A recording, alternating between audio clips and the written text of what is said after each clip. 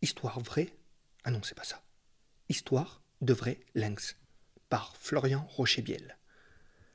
Un naturaliste originaire des Pyrénées, voir un lynx par chez moi relève de l'apparition miraculeuse.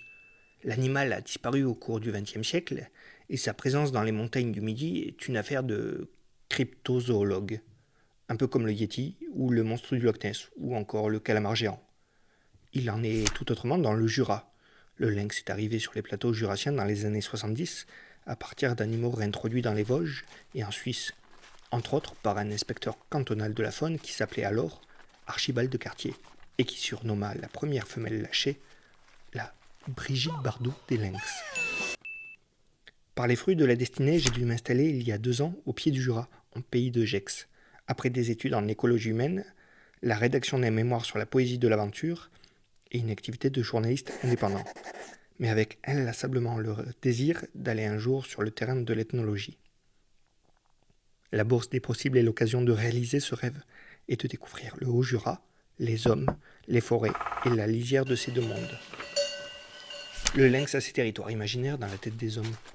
Il y a l'animal biologique et le spectre du félin qui désormais hante les paysages du Jura. Les ouvrages des anthropologues Claude Lévi-Strauss ou plus récemment Édouard Ocon, intitulés Histoire de lynx et Comment pensent les forêts, ainsi que le poème du Suédois Thomas Tranströmer qui se termine ainsi. C'est dans le nord que courent les vrais lynx, aux ongles affûtés et aux yeux rêveurs. Tout cela m'a ouvert des sentiers d'exploration. Aussi, aujourd'hui, c'est micro-enregistreur en main que je compte collecter les représentations des habitants du Jura sur le lynx, celles des naturalistes, des chasseurs, des marcheurs, on n'a pas la même celles approche de des la nature, agriculteurs, des moments aussi où des enfants et qui d'autres.